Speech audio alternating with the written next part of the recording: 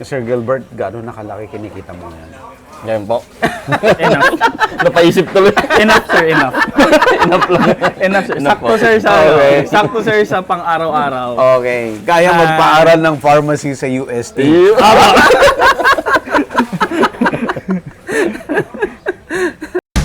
Gusto mo bang matuto ng agribusiness, crops, livestock and poultry, aquaculture, at ma-inspire sa mga success stories?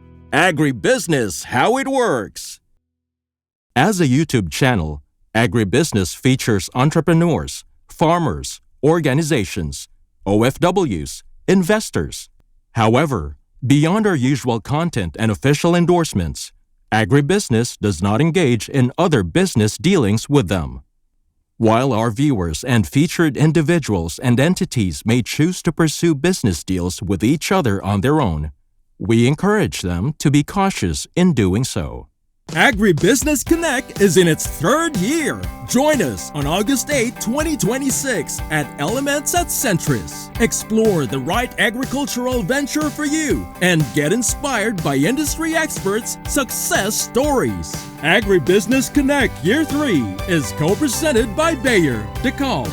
A day of panel discussion, inspirational talks, business socials, and exhibits. Ask your questions in an open panel discussion with Juanjo Araneta of Central Azucarera de Tarlac, Rowena Africa of Juan Lipa AgriVentures Corporation, Dr. Richard Torno of Torno Agro, Attorney Carlo Benito Cruz of Don Benitos, and special guest speakers, Secretary Conrado Estrella III of Department of Agrarian Reform, Constantine Stan Tanchan of Aquatic Phoenix Aquaculture Group, Dr. Rosalind Wee of W Group of Companies, who will be this year's Best Young Farmer, People's Choice Award, and Farmer of the Year. Find out at Agribusiness Connect Year 3.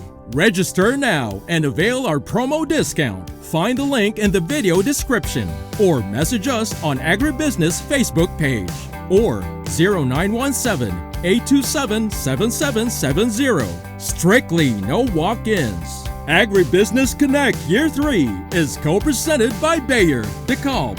We would like to thank our major sponsors, Tate Aqua Feeds, Greenland Bio-Organic Fertilizer, All Certified Equipment Trading Corporation, Agridom, Metro Pacific Fresh Farms and Innovative Agro Industry, Bulacan Dragon Fruit Depot, Don Ricardo's Lechon House, Sanadu Max Power, Agrimac and Lovo, Amo, Ako'y Magsasakang Organiko, Adinso and Iritech, Sugarcane and Beyond, Don Benitos, Transfer It, Crispy King.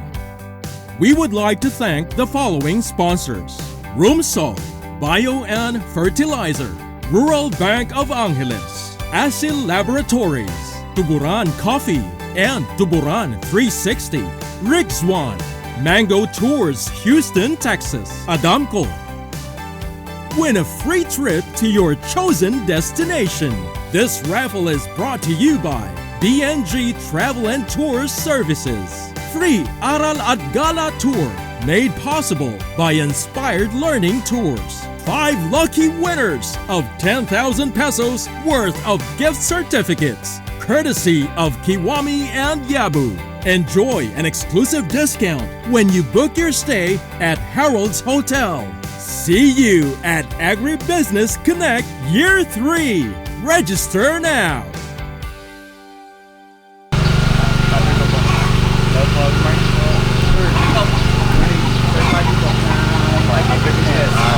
Magkang Ilocano nga Ay, yun sir. Natangkanan.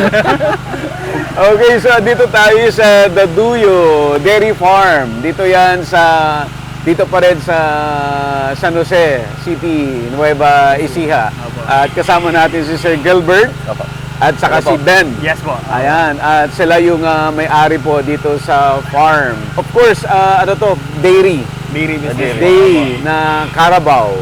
So ngayon, sa umaga-umaga, andito kasi talaga yung bulk ng Yes trabaho. po, activity sir.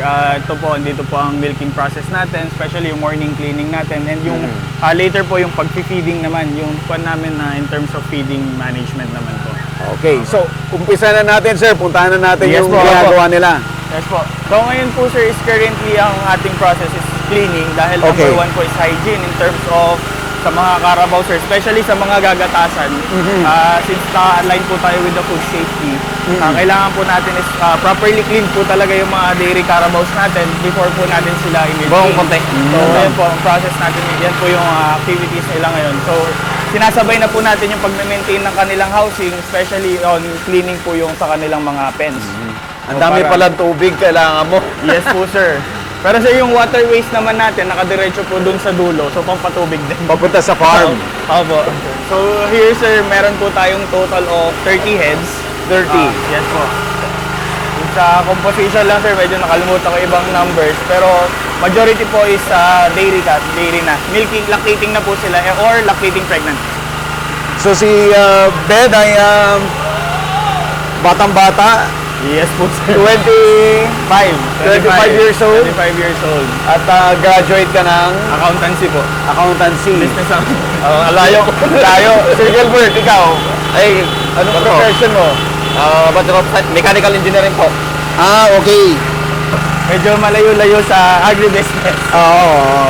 Di bale, okay naman, may future naman ang farming. Yes sir, actually opo. Sa kon namin sir, especially kami, naging involved din po kami sa cooperative. Ngayon po, yung father ko, si Sir Gilbert is currently the vice chairperson of Eastern. Kayo So, sir yung ang current sa vice chairperson cooperative po. Opo. Okay. Then ako naman po, formerly manager and ngayon po is focal person for the PRDP project namin. Kasi meron po kaming proposal sa cooperative na na-approve naman na po and ongoing na yung construction. Ano yung project? For a dairy processing facility naman po ng Eastern Primary Multipurpose Cooperative. I see. So yun naman sir, yung current capacity kasi namin ngayon ng production is medyo limited kami. So minsan 24/7 shifting ang processing namin, especially with the bulk of milk feeding program ng government. So ngayon we propose with the PRDP, with the help of DA din and World Bank, nag-propose po kami ng 4,000 liters capacity na processing facility. So kaya na namin mag-produce ng yung mga produce namin within the cooperative and neighboring cooperative and even buong Nueva Ecija. Kaya na So, namin yun na lahat i-process yung ipoprocess? milk. Yes sir. Kaya na namin i-process yun. Not just the pasteurized milk, but also the sterilized milk. Sterilized. Wow, okay. Sino po nag-start nitong ikaw, Sir Gilbert? Ako na po yung nag-start noong Nag-start. Anong year po yun? 2014 po. 2014. Paano naman kayo napasok dito sa dairy from mechanical engineer to dairy? Actually, nung pagka-graduate ko po, medyo pahirapan po sa paghanap ng trabaho noon. Okay. Kaya nag-con po ako ng... actually, ang una kong con po yung rice farming. Okay. Ang una kong business. Alam niyo po, pagka sa rice farming, seasonal lang po yung con doon eh. Yung pag-ani. Kaya seasonal din yung kita ng pera. So, napag-isip-isip ko na kailangan kumita ako ng daily. Yung daily po yung kaya ito po yung gatas na daily po yung kita. Sino Kaya yun. nag-introduce sa inyo ng Carabao Dairy? Actually nakikita ko po dito sa co-op noon, may mga nag-aalaga po ng kalabaw. Although hindi naman ganun ka yung kita talaga noon. Pero pinasok ko pa rin po. Dahil yung market po ng gatas noon talagang pahirapan. Hanggang sa nagtatapon sila ng gatas sa ilog gano'n dahil walang market. Ayan. Pero hindi naman po yung naging hadlang sa akin na hindi mag-alaga.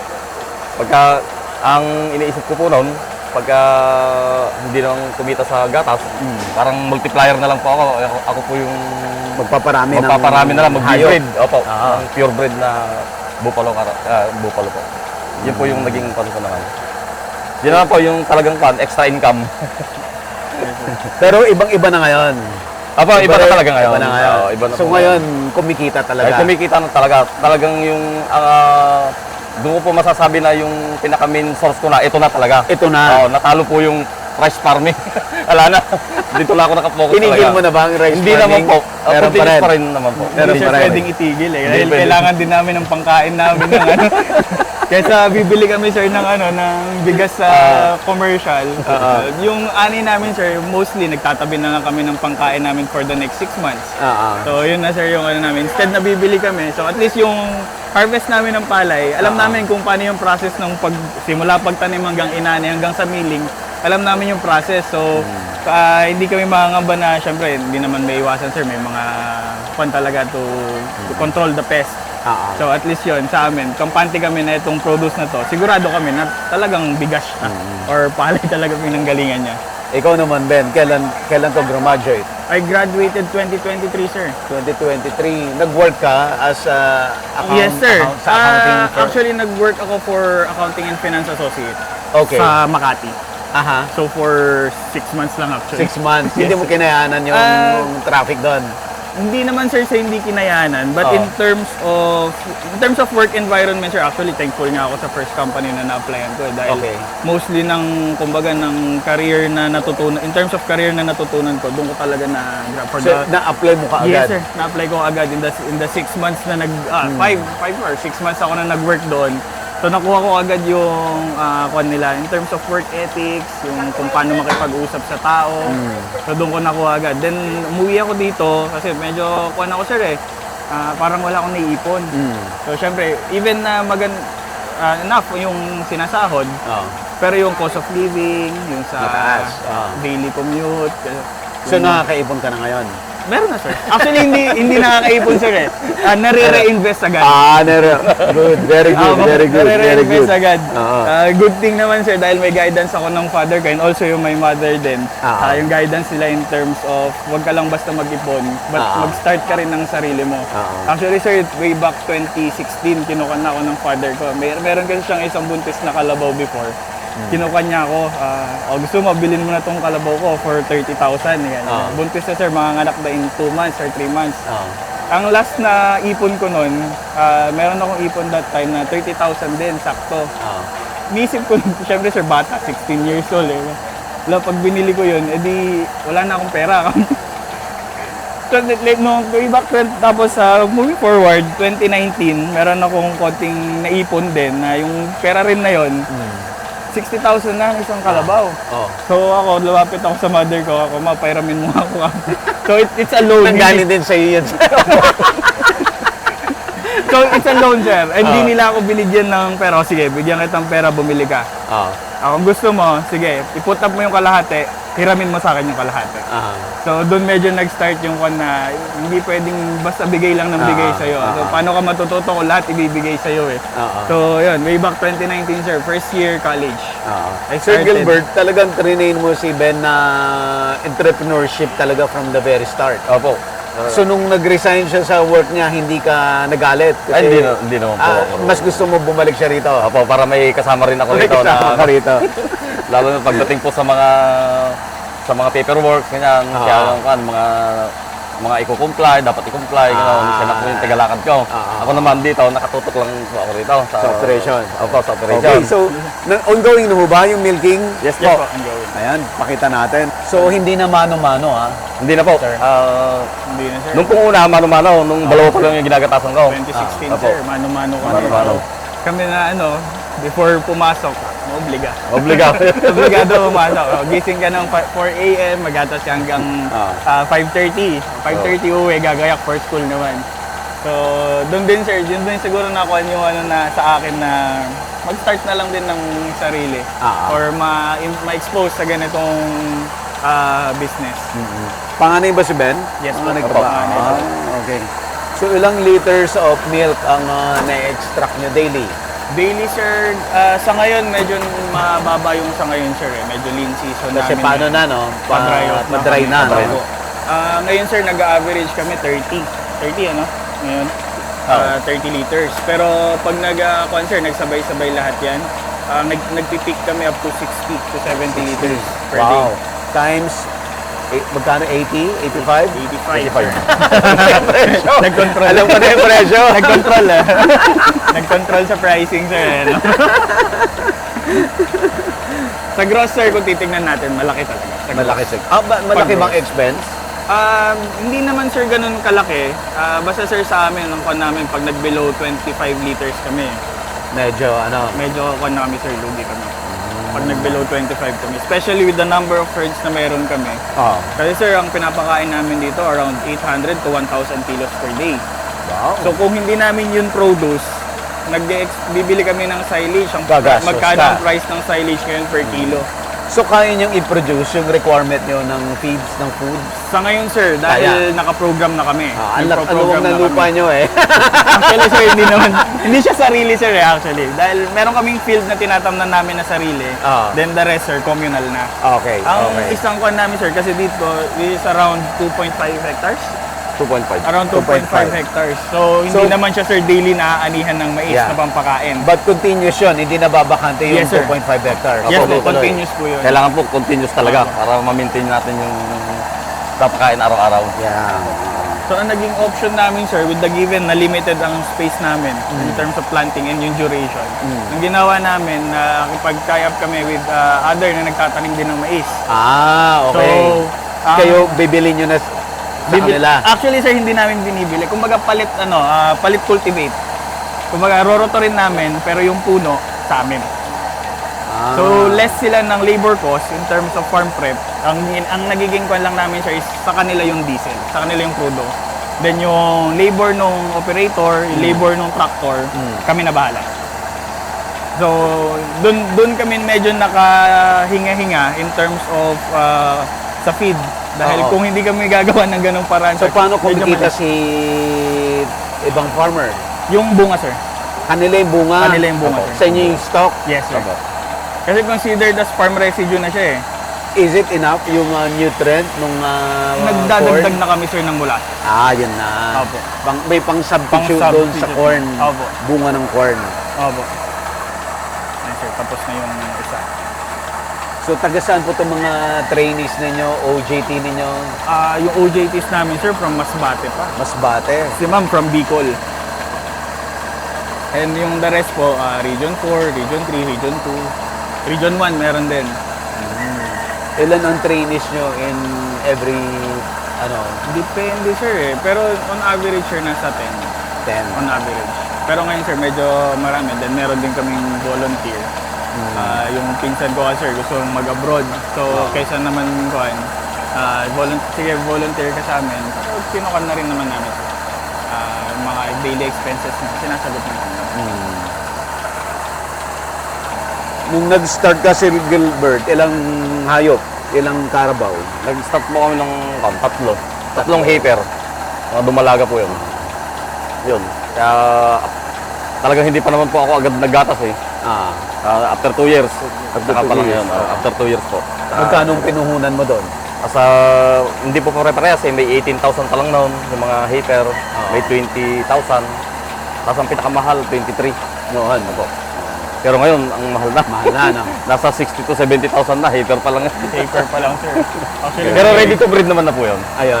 may tinitignan ako, sir, na kasi balak kong bumili ulit. Buntis naman na siya. Around 130. Ngayon? 130, 120. Ganun po.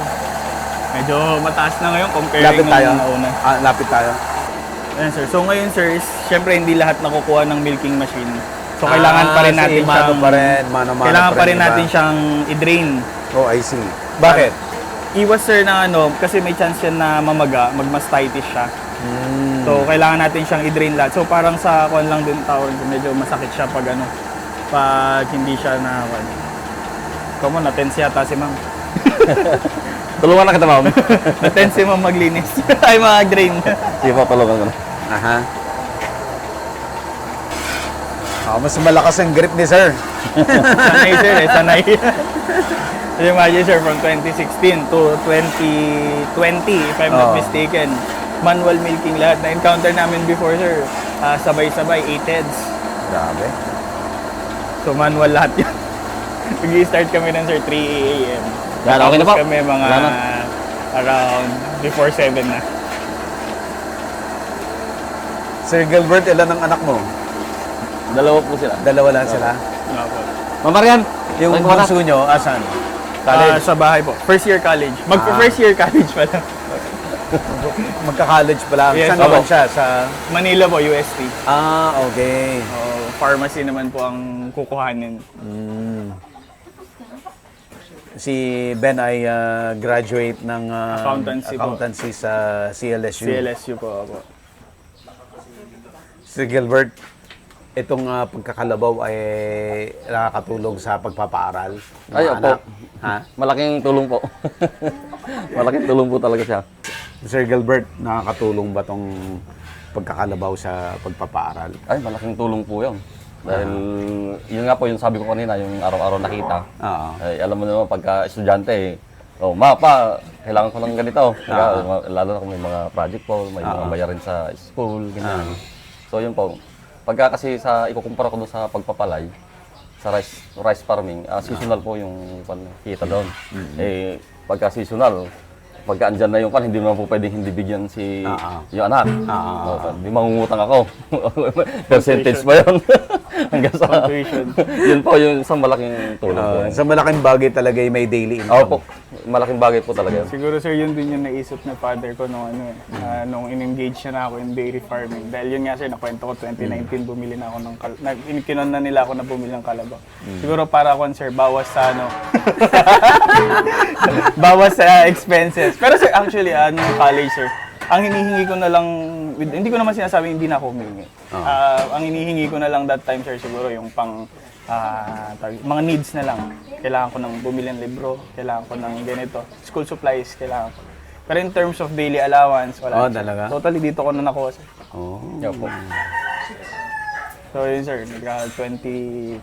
actually sir, pandemic din, actually medyo dito na talaga kami. Nag-engage din. So yung allowance sir nung medyo na-lessen na yung sa kanila sa allowance. Ito na po yung Harvest, tawag doon? Na-harvest sir. Na-harvest na milk. Na milk.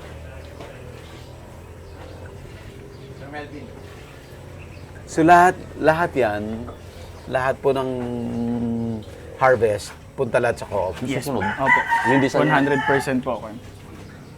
Co-op na sir dahil Co-op lahat. yung sa proposal namin with the project ng PRDP. Although ako rin naman nagkuhan ng na 100% na milk produce ng farmer, ng members is sa co-op lang. So kailangan kasi natin ng supply agreement with the farmers din as part of the requirement ng project. Yun, sir. Okay. One down. Yun, sir, actually pang second batch na yun. Okay. Yes, sir. Kaya kwan din, sa laging may hawak ng notebook yung isa. Recording. Dahil number one yan, importance ng recording. Dahil sa milk production, sir, yung income namin na dineliver sa co-op, number one requirement nila yan, recording. So kung wala kang recording, medyo magkukuhan sila. Ibigay mo muna yung recording mo. Kasi kailangan din, sir, ng data, especially with the PCC.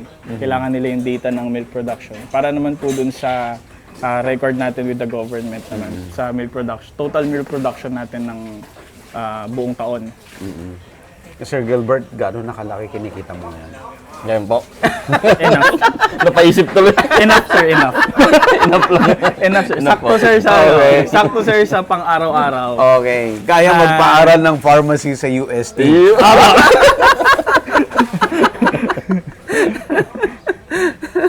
So, number one kasi, sir, education talaga. Saka given na ang opportunity with the Big Four din.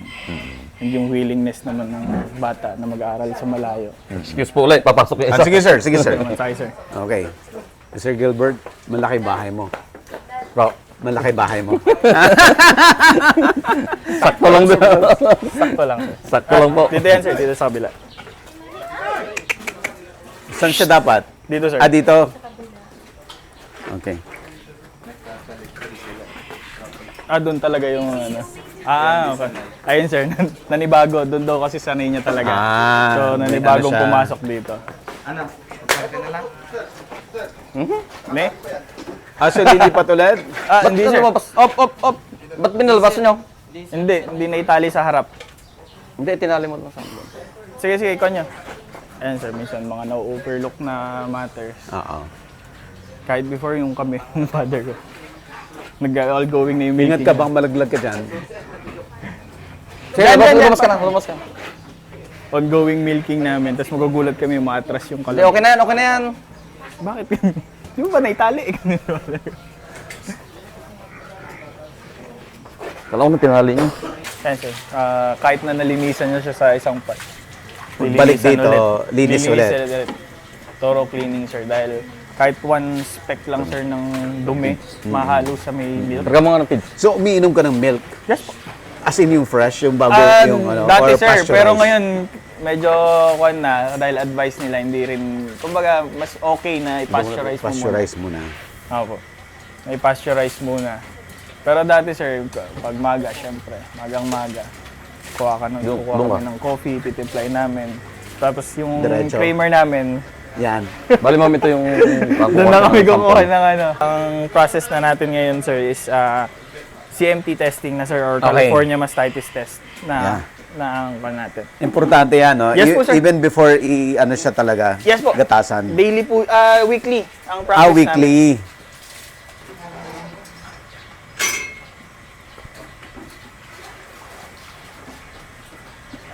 Tulungan na kita. Tara. Parang natitense sa mga ano mo, sir. Yan.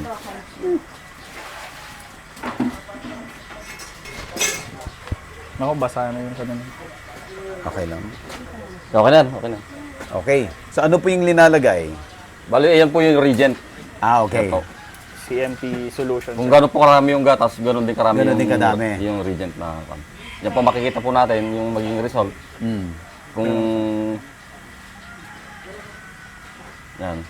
Kung gel, medyo gel po siya, yun. Bagsak Positive yun. po. Opo, positive Bagsak po siya. yun. Opo. Opo. Pag ganito, Yan sir, medyo liquefied. parang na. liquid pa rin, Opo. Yan sir, okay yan. pasado. Pasado po yan. Ayan. Okay. Kailan within 10 seconds malalaman na po yung kan, yung result. Opo. Yan sir, Okay. waste na siya. So, Ayan, sir. pasado, start na tayo. Start na tayo ng milking sir. Milking. Ito naman po yung sa recording namin. Yan. Sir. Yan, ito po yung Diyan recording. ba makikita yung kita, sir? Ah, hindi po. Hindi. Ito po yung date kung kailan ka nag-test, tapos animal ID, tapos Okay. BCS. Ito po yung body conditioning score, Okay. yung Kung payat, Opo, mataba, opo. gano'n. Ayan, number 3 naman po, average po sila. Okay. Ayan, ito po yung bali 4 na teeth, cow teeth. Ito po, Ah. front left, front right, Ah. back left, back right. Ayan Okay. Po. Yun po yung naging result. Check lahat. Opo. Pasado lahat. Okay. Negative po lahat. Okay. Ayan. Weekly po yung kanito. Weekly. Weekly. Opo. Okay. Ito ready to test din. Opo, test din po yan. And then sabay sila nagagatasan, sir? Opo. Kasi 8 yung, ano, 8 yung, Opo. Yung anong tawag dyan? pinaka-claw. Claw po yan. Okay. Mas maganda pong sabay kasi para less energy din yung mga kukan. Less kuryente, less yung bill natin sa kuryente. Kaya sabay sila. Ganon pag Ilocano, sir, no? Medyo kuripot. Lahat ng Conscious sa lahat ng pagtitipid. cost. Lahat ng pagtitipid. Yun ang tama. Lahat talaga. Kaya minsan sir, ginawa ko siya. Sobrang tipid yun naman. Bibili siya ng pagbibili kayo niyan. Medyo budget friendly. 2 beses, 3 beses nyo lang magagamit. Masisira. Masisira. Try nyo kayo magkuhan ng... Sir, Regent. Dali. Medyo, mas yung sigurado tayo sa presyo, nasulit tayo. Pero sir, di na yata natin maaalis sa nature ng Ilocano na ano talaga kung saan muna ako makakatipid eh. Pero malaking bahay mo, sir. Hindi na po gaano. Okay. Sakto lang. Enough lang. Kasi sir, sa pag nandito ka sa dairy, Ah. parang di mo kailangan ng malaking bahay. Ng sir. malaking bahay. Okay. Yes sir. Kasi sir, ang mangyayari parang boarding Okay. house. Halos Tulugan dito na ko lang. no? Tutulugan mo lang, Tutulugan no? na lang. Yan, okay naman po yan. Pasado? Pasado po. Ayan. Parang tutulugan mo lang din sir. Kaya, minsan nga sir, pati dinner, dito na rin kami kumakain. Si ma'am tumutulong po dito sa business? Hindi na po Kuwan, sir. siya sa operation. Hindi siya involved in terms of operation dito. Anong- But finance. Finance. Siya ang finance namin. financial So kung may aspect, procurement Siya yung kami- approval, sir. Actually sir, yun sir, lagi kaming may hearing sa bahay pag ano, budget hearing lagi. Baka naka-open yung isa. Paano naka-open yung isa?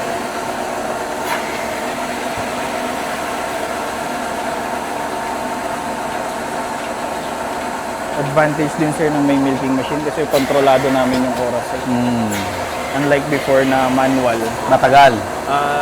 Sir, nag-aabot kami ng 30 to 40 minutes sa isang Per animal. Per animal.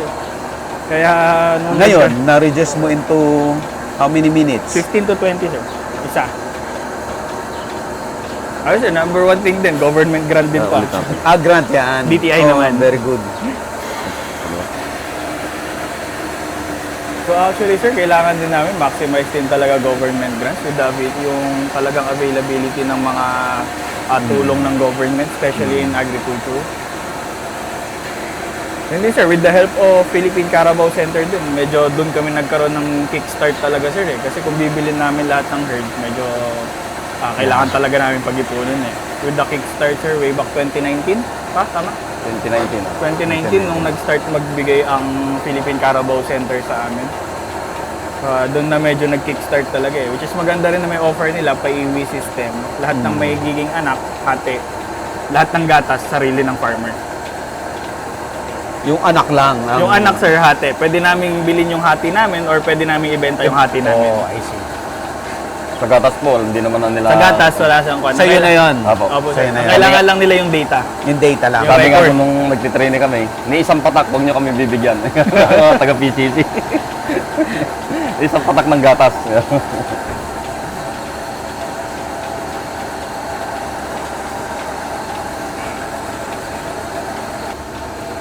Kaya kailangan mo rin ng maraming sir, trainees. Makakatulong din sa Opo, labor makakatulong mo po. Malaking tulong dito.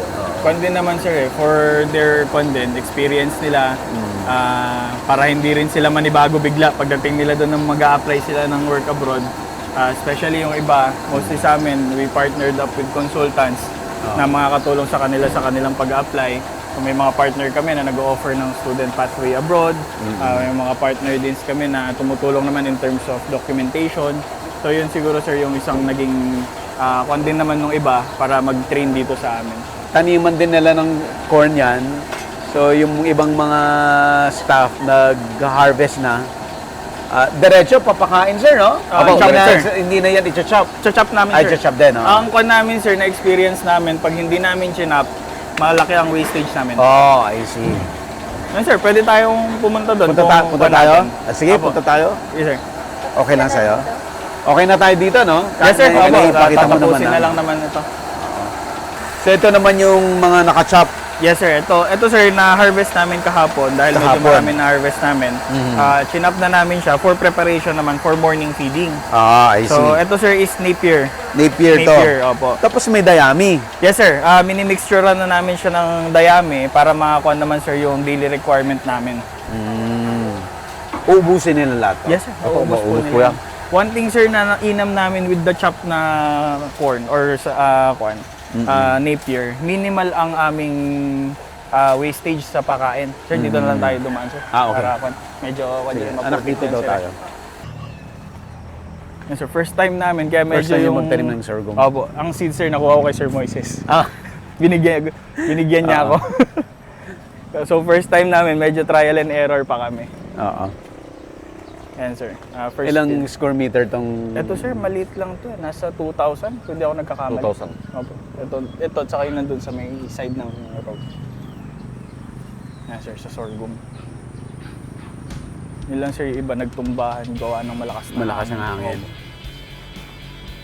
Agribusiness, how it works. Instruct, inspire, succeed.